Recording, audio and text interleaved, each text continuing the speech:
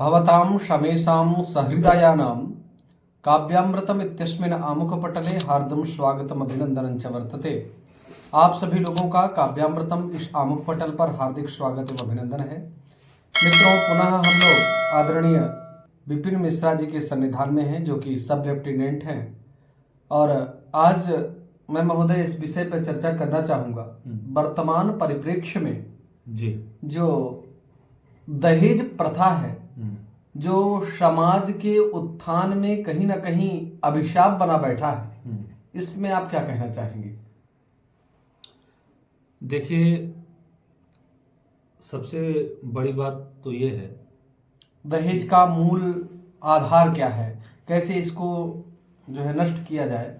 ये परंपरा जो हमारी आधुनिकतावाद में हम लोग भौतिक उन्नति तो कर रहे हैं, लेकिन हम लोगों का नैतिक पतन होता जा रहा है।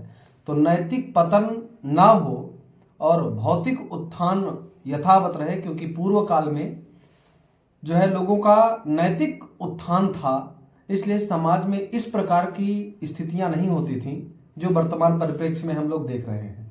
तो इस प्रकार की परिस्थितियों को पुनः यथावत कैसे किया जाए?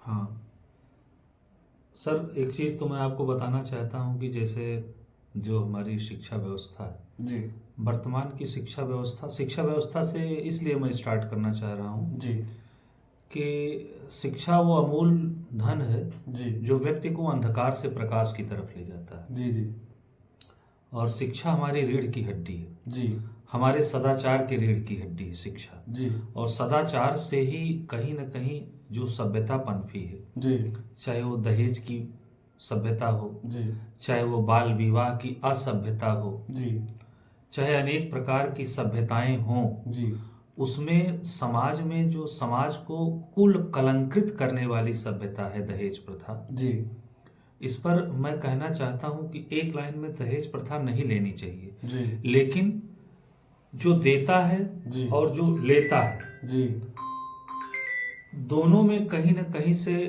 विविधता देखने को मिलती है। जी उसकी क्राइटेरिया जो होती है, जी वो क्राइटेरिया उसके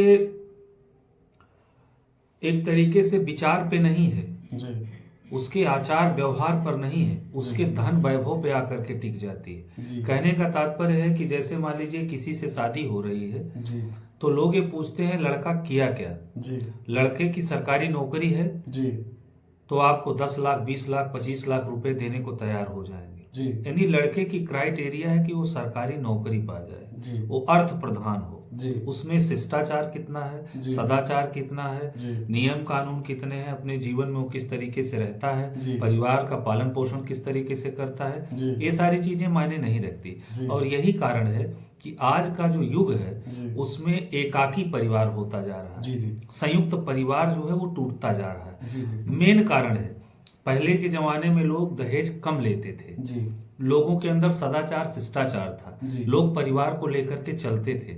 लेकिन आज की जो स्थिति है वो जस्ट उसके अपोजिट हो गई है। जी एक बात मैं और आपको कहना चाहता हूं कि आप देखे होंगे आज के 40 साल 30 साल पहले, ज्यादा दूरी तो मैं नहीं कह सकता, जी इतनी वृद्धाश्रम की व्यवस्थाएं नहीं थी। जी एक लोग कमाते थे, पूरा परिवार खाता था, जी अच्छे से रहते थे, प्रेम भाव से रहते थे, जी तीज त्योहार मनाया जाता था, जी सब लोग खुश रहते थे। जी किसी को जो रोग है आज, हाई ब्लड प्रेशर है, शुगर है, गठिया बाई बतास, अनेक प्रकार का जो रोग है जी वो नहीं था। जी उसका कारण था कि किसी भी प्रकार से कोई मानसिक अवसाद से लोग ग्रस्त नहीं होते थे, जी यानी उनमें सदाचार और समभाव था। जी और दहेज की बात जहां तक है, जी दहेज से ही ये सारी चीजें स्टार्ट हुई, जी क्योंकि दहेज इसकी नींव है। जी भाई शादी होगी, दहेज देकर के जो लड़की आएगी जी उसके अंदर एक गुमान होगा कि नहीं, हम 20 लाख रुपए दे के मेरे पापा ने मुझे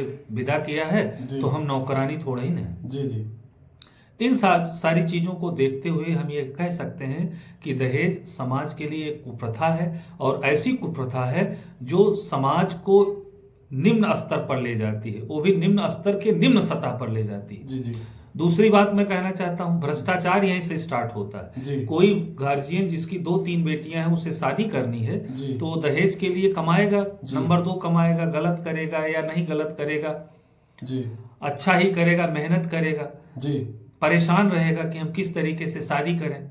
जी तो अगर दहेज समाज से खत्म हो जाए जी तो समाज से भ्रष्टाचार अपने आप खत्म हो जाएगा, समाज में एक नया सदाचार उत्पन्न होगा, जी। जिससे आने वाली जो भावी पीढ़ी होगी उसको असहजता नहीं महसूस होगी, सहजता महसूस होगी। और जो हमारे माननीय प्रधानमंत्री नरेंद्र मोदी जी का जो नारा है, बेटी बचाओ बेटी पढ़ाओ, जी। ये तभी साकार होगा। जी। इन्हीं सब